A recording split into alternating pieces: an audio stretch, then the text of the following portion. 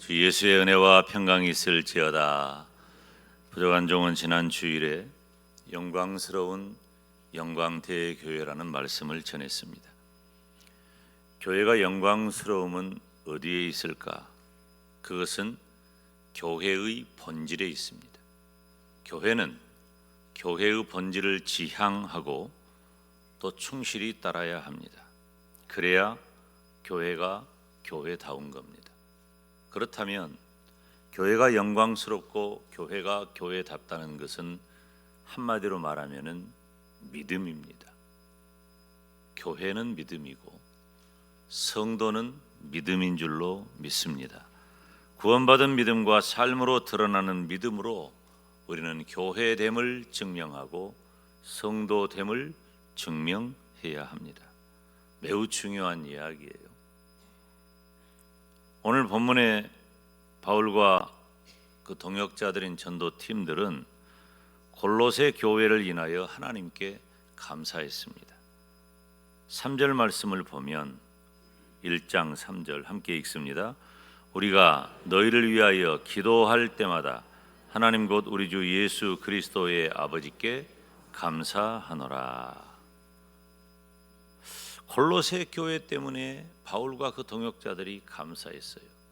지금 이때 교회라고 하는 것은 4세기까지는 우리 기독교가 박해를 받은 종교였습니다.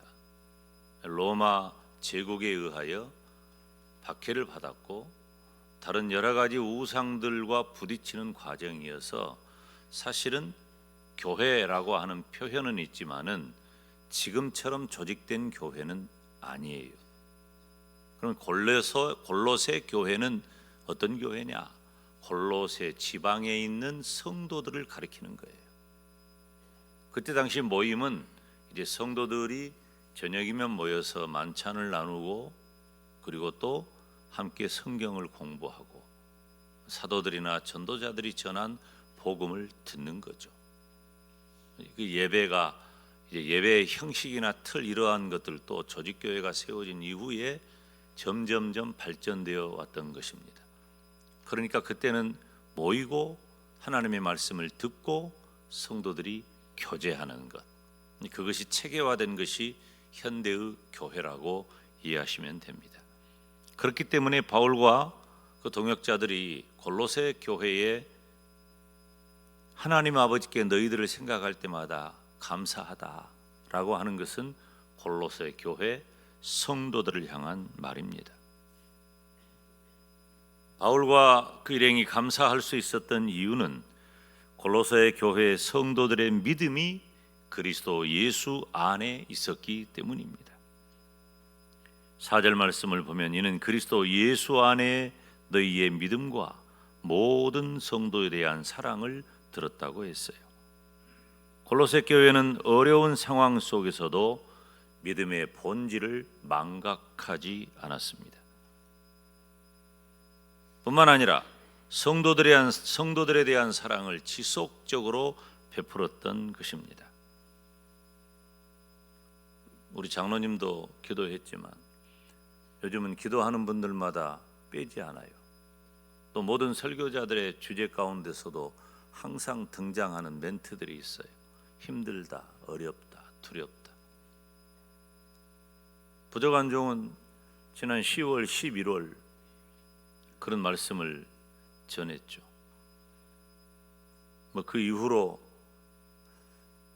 제가 무슨 예지적 능력이 있어서 그랬던 것은 아닌데 하나님의 말씀을 읽고 준비하는 중에 그 말씀이 다가와서 새벽 기도 때부터 그 말씀들을 계속 증거하고 주일에 증거했던 것인데 지금은 그때의 마음하고는 또 달라요. 정말로 모든 것들이 다 땅에 꺼져버린 것 같은 그런 힘든 시간들을 지냅니다.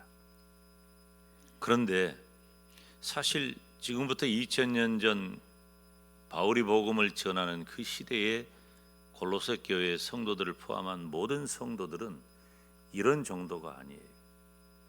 예수님을 믿는다는 것 때문에 생명을 걸어야 되는 시기예요. 여러분, 우리가 가지고 있는 어떤 주의, 사상, 신념 이런 것들, 무엇보다 우리의 신앙, 애국심 이런 것들 때문에 우리가 목숨의 위협을 받는 상황입니까?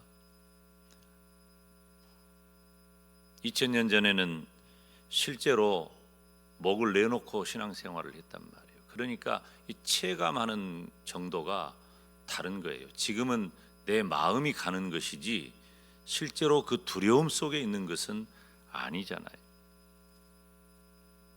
골로새 교회는 그럼에도 불구하고 그 시대에 참으로 성숙한 믿음의 사람들이었습니다.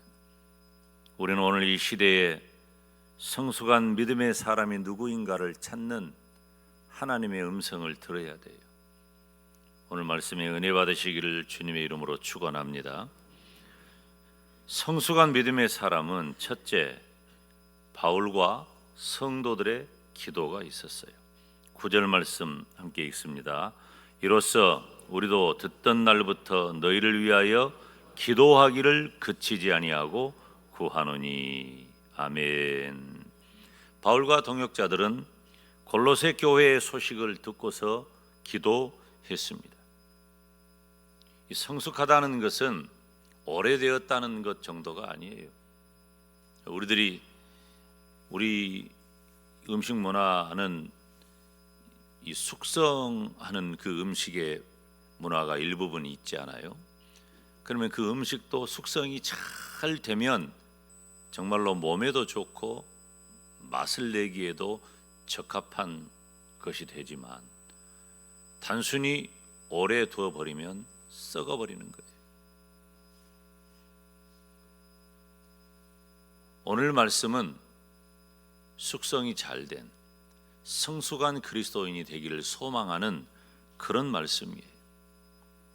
이 성숙한 믿음은 쉽게 이루어지지 않습니다. 하루아침에 어떻게 되는 것은 아니에요. 저 어렸을 때 그런 얘기를 많이 들었는데 우리가 그 꽃믿음이라고 하잖아요. 꽃믿음, 불꽃 같은 믿음. 우리가 촛불을 피우면 그 촛불 타면서 그 사이에 빨갛게 그 불꽃 같은 그런 믿음. 뭐 좋죠. 뜨겁고 열정적이고 열심히 있고. 그런데 그런 청소년식이나 청년들의 그런 믿음을 보고 그때 우리 장로님들, 집사님들, 권사님들이 그런 표현을 하는 거예요. 참 이쁘다, 좋다. 그런 거예요. 야, 이분들은 정말 초창기 때 믿음은 막 열정적이고 그분들이 믿음에 어떻게 보면 대표 선수처럼 비춰졌는데 다 그 과정을 거치고 교회, 지금하고는 조금 다른 개념이지만 교회의 모든 것을 다 내어놓고 하나님을 신앙했던 그 순전한 믿음의 장로님, 권사님, 집사님들이 볼 때는 불꽃 같은 그 믿음도 애기 믿음인 거예요. 어린아이 믿음과 같은 거예요. 건강하게 잘 자라고 씩씩하게 잘 자라서 너희들이 교회의 기둥이 되어라. 주인의식을 가진 사람이 되어라. 그런 눈으로 바라보셨던 거죠. 그러니까 하루아침에 쉽게 이루어지는 것은 아닙니다. 많은 믿음의 간증 뒤에 든든하게 자리 잡고 있는 것은 나를 위해 기도하는 사람이 있다는 것입니다. 세상에 어려운 것이 있다면 믿음이에요. 우리가 믿음의 사람이 되어서 쉽게 느껴질는지 몰라도 지나놓고 보니 믿음처럼 어려운 것이 없어요. 저는 참 이해가 되지 않는 게 어떻게 예수님을 믿을 수 있었을까? 그게 어떻게 가능할까? 여러분은 그냥 예수님 바로 잘 믿었습니까? 그리고 그 믿음의 과정이 심적인 어떤 갈등 없이, 동요 없이, 의혹 없이 그냥 스폰지가 물 빨아들이듯이 그렇게 믿음이 순전한 믿음으로 탁 자리 잡았습니까? 모태신앙이라고 해도 그 믿음은 어려운 겁니다. 오죽하면 모태신앙은 모태 못해서 모태신앙이라고 그러는데 어려워요. 그래서 너는 당연히 목사님, 장로님, 집사님, 권사님 아들이고 딸이니까 당연히 이런 정도의 믿음과 삶이 있어야 된다고 시선으로 그분들을 바라보면 너무 힘든 거죠. 너무 힘든 거예요. 목사님 자녀들이 제일 듣기 싫어하는 말이 목사 아들, 목사 딸이라는 말이라는 그런 말도 있잖아요. 장로님 아들, 딸들도 마찬가지. 너는 장로님 아들이 돼가지고, 너는 장로님 딸이 돼가지고, 권사님 아들이 돼가지고, 권사님 딸이 돼가지고. 왜냐하면 아직은 믿음의 단계가 더 배워야 하고 익숙해져야 하고 필요한 거예요. 내가 예수 믿는 아버지 어머니에게서 태어났을 뿐이지 그것이 나의 믿음은 아니잖아요. 여전히 똑같이 유아 시절, 유소년 시절, 청소년 시절 거쳐와야 돼요. 똑같이 거쳐오는데 믿음의 환경에 영향을 받는 것은 좀 유리한 면이 있죠. 저도 예수님 믿을 때 너무너무 부러워했어요. 제일 부러운 게 유아 세례 받은 친구들. 저는 하늘에서 뚝 떨어졌으니까. 그런데 정작 목사님, 장로님, 집사님, 권사님, 아들, 딸인 제 또래들은 그런 친구들이 많았어요. 위아래로 많고 내 동기들도 많고 정작 그것 때문에 불만이더라고. 그래서 내가 속으로 저것들이 호강에 날라리 온다. 그 좋은 것을 모르고 살까 그랬거든요. 그런데 그게 아니에요. 똑같아요. 갓 예수님을 믿는 청소년들이나 중직자들의 자녀들도 똑같은 거예요. 왜 그럴까요? 그렇게 믿음이 어려운 것이에요. 그런데 여러분 얼마나 기적 같습니까? 어쩌자고 우리가 예수님을 믿게 되었을까요? 이건 정말 기적 같은 하나님의 은혜가 우리에게 임한 줄로 믿습니다. 그리고 그 믿음으로 우리가 살아가고 있잖아요. 지금 주일 일부 이 시간에 우리가 이 자리에 앉아서 하나님을 예배하고, 하나님을 예배할 때 하나님을 찬송하고 또 기도하고 주의 종이 전한 말씀을 듣고 그 말씀이 나를 향한 하나님의 음성으로 받아들여지고, 이런 일련의 과정들이 여러분 이거 쉬운 것 아닙니다. 저는 목사니까 제가 늘 말씀드리잖아요. 목사니까 좀 믿음으로 사는데 좀 유리할 수 있어요. 나는 그렇게만 살면 되니까. 그런데 성도 여러분들은 삶의 현장에서 너무 힘들고 어렵고 지치고 그리고 무한 경쟁 속에 노출돼 있잖아요. 그러면서 믿음을 지킨다? 이거 쉽지 않습니다. 믿음이 어려운 겁니다. 믿음이 쉽다고 생각하면 안 돼요. 예수님을 나의 구주, 나의 하나님으로 내가 믿으면 구원받아 천국 간다. 여러분 이건 쉬운 게 아닙니다. 온 하나님의 은혜와 사랑과 축복과 구원의 섭리가 온 인류의 역사 가운데 하나님께서 베푸신 은혜와 사랑과 축복이에요. 사람의 힘과 노력과 지식으로는 될 수 없어요. 믿음은 모든 것이 그렇듯이 하나님의 은혜로만 가능한 줄로 믿습니다. 시편 55편에 나는 하나님께 부르짖으리니, 따라서 합시다. 여호와께서 나를 구원하시리로다. 할렐루야. 하나님이 나를 구원하신 거예요. 하나님이.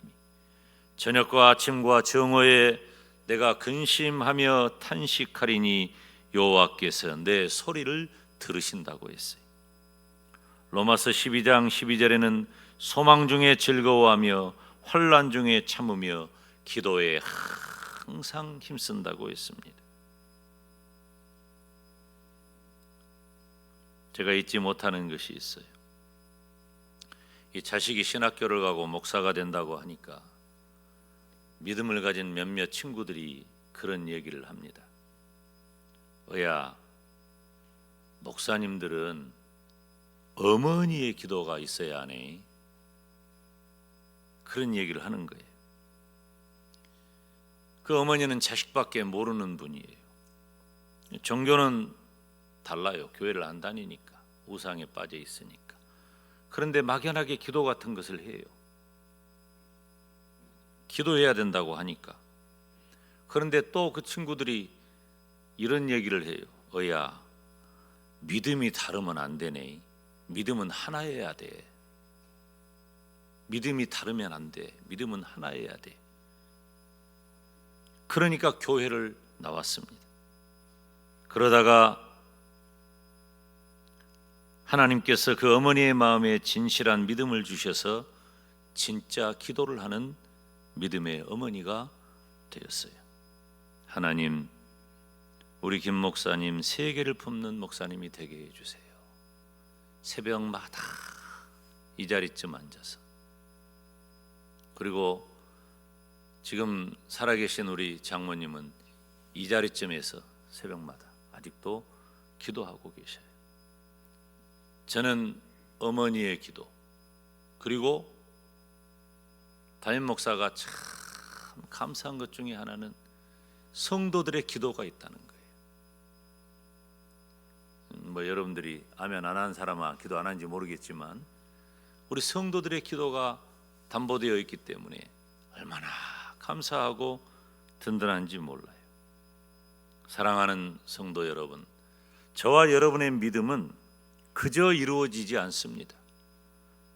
주의 종과 성도들과 우리들 부모님의 간절한 기도가 있었기 때문입니다. 그리고 이제는 이 자리에 있는 저와 여러분이 그 기도의 자리에서 기도해야 합니다. 누군가 나를 위해 기도했듯이 우리도 누군가를, 그 누군가가 내 자식들이 될 수도 있고 우리 교회의 후예들이 될 수도 있고 내 주변에 있는 다른 사람들이 될 수도 있어요. 이제는 우리가 그 자리에서 그분들을 위해, 그 사람들을 위해, 그 자녀들을 위해 기도해야 합니다. 성숙한 믿음은 하루아침에 되지 않아요. 기도가 필요해요. 바울과 그 동역자들이 골로새 교회를 위하여 기도했듯이 우리도 누군가의 기도에 의하여 지금 이 자리에 믿음의 사람으로 서 있는 것처럼 우리도 이제는 누군가를 위하여 기도해서 성숙한 믿음의 대가 이어지기를 주님의 이름으로 축원합니다. 성숙한 믿음의 사람은 두 번째, 합당하게 행해야 합니다. 오늘 10절 말씀을 함께 읽습니다. 주께 합당하게 행하여 범사에 기쁘시게 하고 모든 선한 일에 열매를 맺게 하시며 하나님을 아는 것에 자라게 하시고. 아멘. 따라서 합시다. 합당하게 행하여. 합당하게 행하여. 이 합당하게 행한다는 말의 원어적인 의미는 적절한 때와 장소에 맞추어서 옷을 입는 것을 말해요. 적절한 때와 장소에 맞추어 옷을 입는다. 인간의 삶에 대한 하나님의 뜻을 아는 결과가 바로 합당하게 행함으로 드러납니다. 우리들은 흔히 말할 때 우리 자신들의 삶에 대해서 표현하기를 내 인생은 나의 것이라고 말해요. 유행가 가사도 있어요. 내 인생은 나의 것이라고. 고상한 철학자들도 그렇게 표현하고 문학가들도 그런 표현을 합니다. 지금 이 시대는 내 인생이 나의 것이 되는 시대예요. 그런 시대에 살고 있습니다. 그래서 지금 이 시대에 가장 큰 비중을 차지하고 가장 무서운 것은 자기주의예요. 나만 아니면 되고 나만 되면 되는 거예요. 다 그렇게 살잖아요. 개인주의, 이기주의. 우리 기독교 신앙은 이타주의예요. 형제와 이웃을 사랑하고 하나님을 사랑하는 것이에요. 그런 의미에서 하나님께서 나를 위해 지금까지 행하셨고 지금도 행하고 계시고 앞으로도 그렇게 행하실 일이, 그 일이 신앙적 행실로 드러나야 되는 거예요.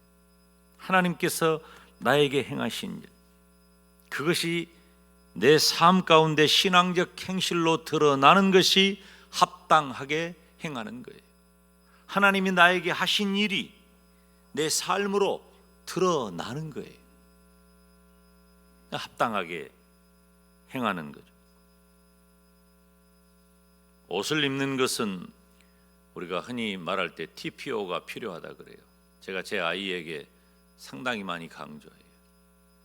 어디를 가든지 TPO를 잘 지켜라. TPO라고 하는 것은 여러분들이 지금 찾아볼 필요는 없어. 다음 주 주보에 다 기록이 될 거예요.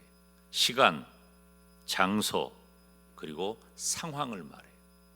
옷을 입어도 시간과 장소와 상황에 맞게 옷을 입어야 돼. 지금 김 목사가 가운 입고 있잖아요. 지금 이 시간에 이 강단에서 말씀을 전해야 하는 그 사명을 맡아서 감당하기 위해 가운을 입어요. 찬양대도 가운을 입었잖아요. 여러분 가운 입는 이유를 알아요? 여러 가지 이유가 있지만 이게 무슨 신성하게 보이고 그런 것 아니에요. 우리는 일반적인 사복을 다 입고 살지만 가운을 입는 사람은 가운을 입는 역할을 하기 위해 가운을 입는 거예요. 여러분 우리들의 직업 가운데 가운을 입는 직업군들이 얼마나 많이 있습니까? 작업을 하는 분들은 작업복이 가운인 거예요. 의사, 약사 가운 입잖아요. 다 자기 가운이 있는 거예요. 그 일을 하는 사람은 그 일에 맞는 그 장소에 가운이 있는 겁니다. 그래서 나의 자취는 감추고 하나님만을 찬양하는 일을 하기 위해 그 가운을 입는 거예요. 김 목사는 인간의 모든 지식과 교양과 내 인격과 이런 모든 것들을 다 제껴놓고 너는 이 강단에서 하나님의 말씀만 전해라. 그래서 이 가운을 입는 거예요. 내가 신령하게 보이려고 이거 입는 것 아니에요. 우리는 의식 종교가 아니기 때문에. 우리 아이에게 항상 그래요. 너는 어떤 시간에 어느 장소에 어떤 상황에 맞춰서 옷을 입어라. 그건 그 사람의 인격과 품위를 드러내는 것이죠. 비싸게 사치하라는 게 아니에요. 그래서 과거에는 주일날 올 때는요 다 양복 입고 한복 입었어요. 한복 입은 분들 있네. 그렇다고 다음 주부터 한복 입으란 말은 아니에요. 따뜻하게 잘 입고 오세요. 다시 말하면 주일에 교회 가는 우리들의 자세가 그 옷을 통해 드러났다 그거죠. 우리가 장례식장에 갈 때는 장례식장에 합당한, 결혼식장에 갈 때는 결혼식장에 합당한 그 옷들을 입는 것입니다. 지금 우리 아이들 20명이 이 필리핀 마닐라 이끌라 학교에서 영어 영성 캠프를 진행합니다.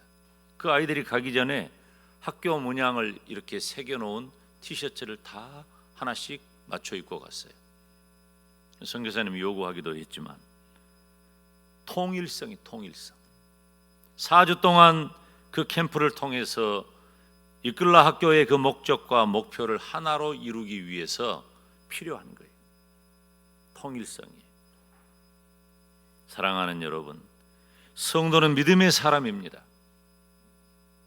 그리스도를 나의 구세주로 믿고 구원받아 천국 가는 사람이 성도입니다.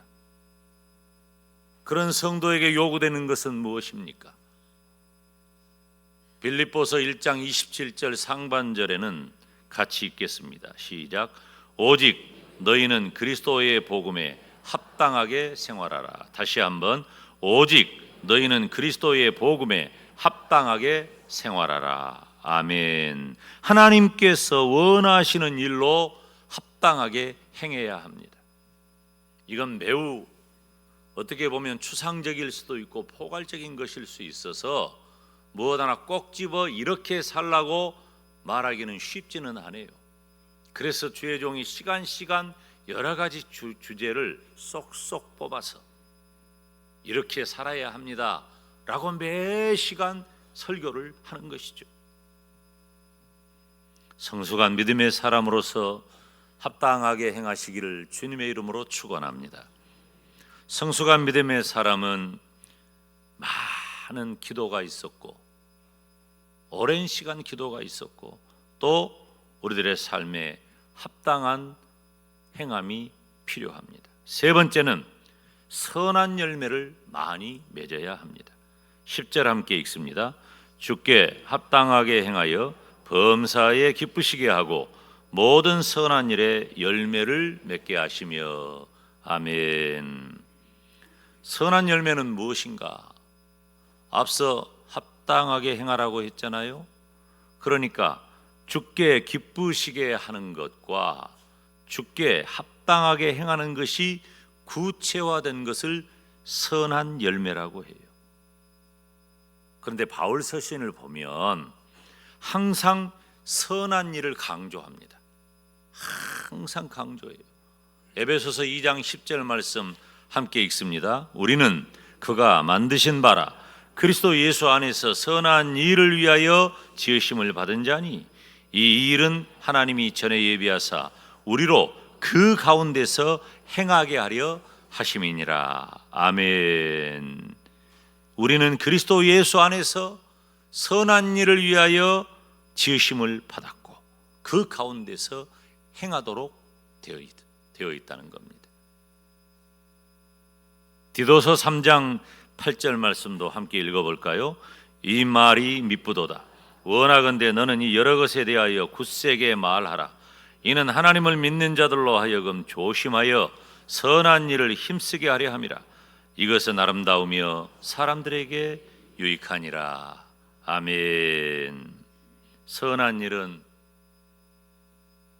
우리가 무슨 착한 사람이 되라, 근본적으로 저 사람은 착해 안 착해 그런 차원이 아니에요. 선한 일은 하나님과의 올바른 관계에서 나오는 결과가 바로 선한 일이에요. 그러니까 우리가 하나님과 올바른 관계가 되어 있느냐, 그 하나님과 그 올바른 관계에서 나오는 결과가 선함이라는 거예요. 그러므로 예수님을 믿는 성도는 어떻게 하나님과의 올바른 관계를 이루어야 할까요? 오직 예수님, 오직 하나님, 오직 성경, 그리고 주일 성소와 예배 생활이 중요합니다. 아예 이 틀 속에 우리를 묶어 넣어서 그 속에서 살아갈 때에 하나님과의 올바른 관계가 형성이 되어지고 그 하나님과의 올바른 관계의 결과로 주어지는 그 삶이 바로 선한 열매라는 것입니다. 사랑하는 성도 여러분, 지금 이 시대는 믿음을 가지고도 견디기 어렵다고 흔히 말하는 혼란의 시대입니다. 옳고 그름의 기준이 상실되고 가치의 기준이 파괴되고 인간성이 말살되는 시대입니다. 오늘 새벽에 살핀 것처럼 마치 다니엘이 들어간 사자굴과 같은 그런 시대를 우리는 살아가고 있습니다. 새벽에 나오신 분들은 다 아는데 사자굴에 들어간 다니엘은 어떻게 되었을까요? 안 죽고 살아났어요. 지금 이 시대가 아무리 힘들고 어렵고 혼란하다 할지라도 성숙한 믿음의 사람은 견뎌내는 것입니다. 이겨내는 것입니다. 살아남는 것입니다. 성도답게 되는 것입니다. 교회답게 되는 것입니다. 성도된 저와 여러분의 성숙한 믿음이 필요합니다. 나를 위해 기도하는 주의 종, 가족, 성도가 우리의 지난 세월에 있었다면 이제는 우리가 그 기도의 자리에 있기를 바랍니다. 복음 안에서 합당하게 행하고 선한 열매를 많이 맺어야 합니다. 저와 여러분 모두는 힘들고 어려운 이 시대를 능히 이겨내는 성숙한 믿음의 사람이 되시기를 주님의 이름으로 축원합니다. 기도하겠습니다. 거룩하신 아버지 하나님, 하나님의 은혜와 크신 사랑을 감사합니다. 힘들고 어려운 이 시대, 다니엘이 들어간 사자굴과 같은 이 시대에 성숙한 믿음의 사람으로 합당하게 행하며 선한 열매를 맺는 복된 성도가 되게 하여 주옵소서. 예수님의 이름으로 기도하옵나이다. 아멘.